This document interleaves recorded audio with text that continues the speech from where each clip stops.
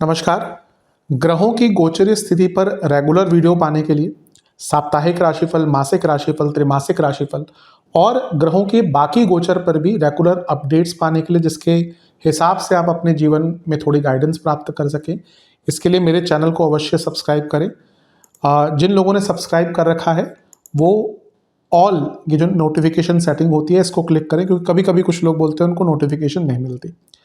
आशा करता हूं चैनल को सब्सक्राइब करेंगे और रेगुलर वीडियोस अवश्य आप देखेंगे। नमस्कार। ओम गणेशाय नमः। ओम नमः शिवाय।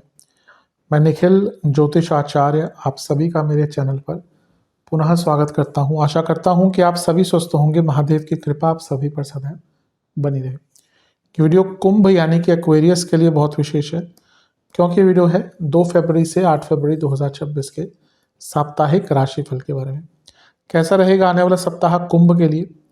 जो मेरा साप्ताहिक राशिफल होता है वो प्रमुखतः चंद्रमा और उनकी गति पर आधारित होता है।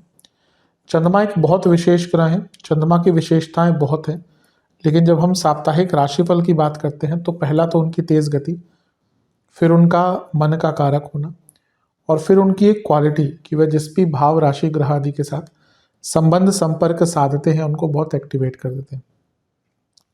इन सभी कारणों से चंद्रमा का जो गोचर होता है वो बहुत विशेष होता है। चंद्रमा के गोचर के कारण हमारे मन मस्तिष्क, विचार, स्वभाव, सोचने के तौर तरीके, दृष्टिकोण, हर चीज पर डायरेक्ट इम्पैक्ट पड़ता है। और इसको समझने के लिए साप्ताहिक राशिफल अति विशेष होता है। इस अंधकारमय जीवन में ज्योतिष एक मात्र विद्या है जो हमें थोड़ा सा सहारा देती है।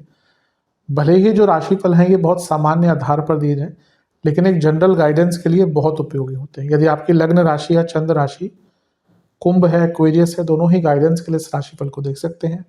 जहाँ से सूट और रेट ज़्यादा करता है आपको वहाँ से देखिए। व्यक्तिगत तौर पे मेरा मानना है लग्न से देखेंगे तो अच्छा है। इनकेस नहीं पता है तो चंद्र राशि से भी इसको देख सकते हैं। शुरू करते हैं इस अत्यंत महत्वपूर्ण राशिफल का। चंद्रमा आपके सप्तम भाव में आ जाएंगे, यानी कि सिंह में केतु के साथ। ये होगा 2 फरवरी को रात के 11 बजे,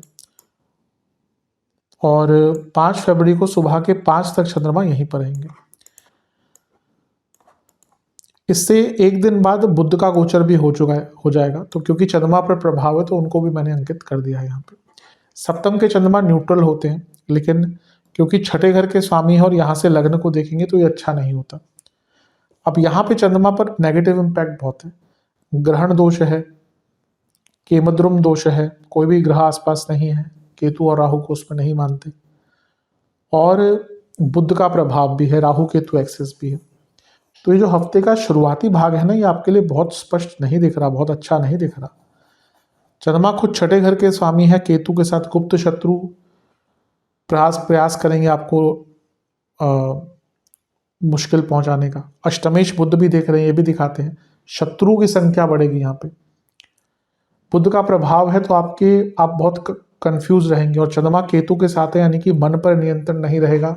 राहु केतु एक्सेस, गलत जगह पर ध्यान जाएगा।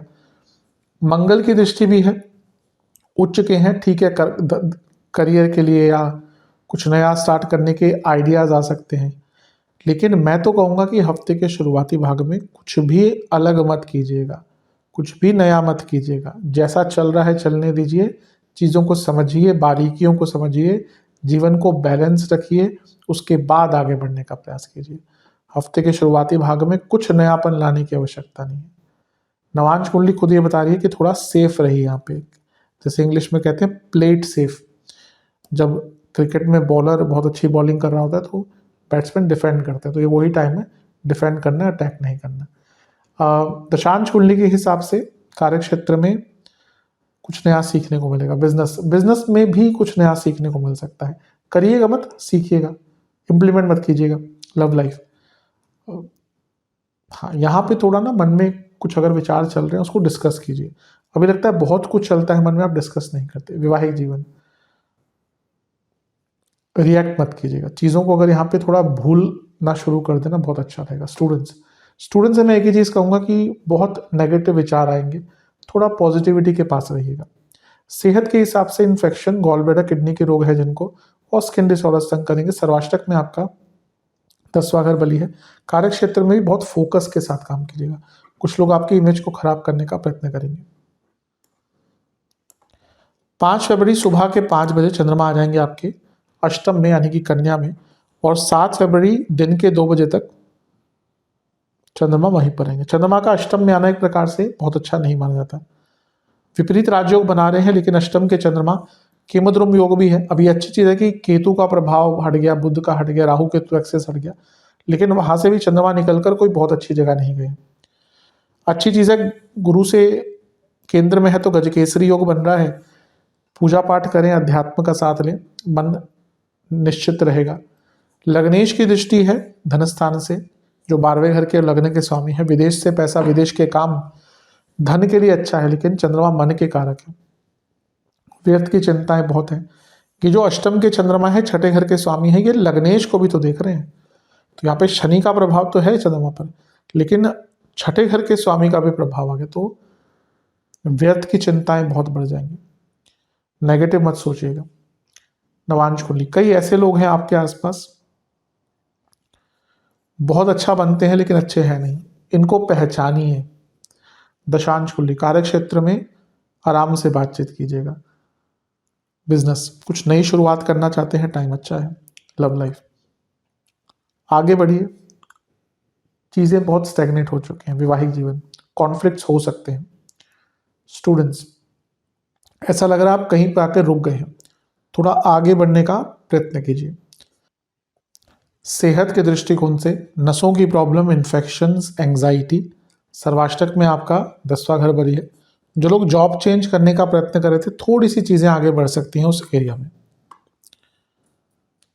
7 फरवरी दिन के 2 बजे 2 PM चंद्रमा आ जाएंगे नवम भाव में, और सप्ताह के अंत तक यहीं पर रहेंगे। शुक्र का गोचर भी हो जाएगा 6 तारीख को, कोई प्रभाव नहीं है, लेकिन अंकित मैंने कर दिया है। चंद्रमा का नवम में आना काफ़ी अच्छा माना जाता है।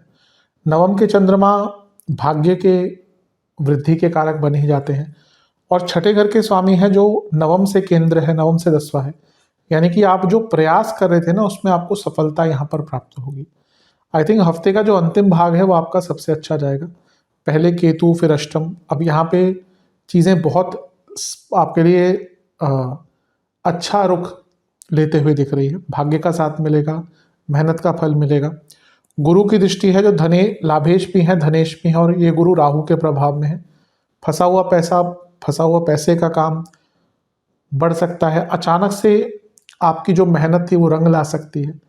बस ध्यान ही देना है कि राहु का प्रभाव चंद्रमा पर है, गुरु भी वक्री हैं, और इन दोनों का प्रभाव चंद्रमा पर अगर एक का भी होता है, ओवर थिंकिंग अलग लेवल की जाती है।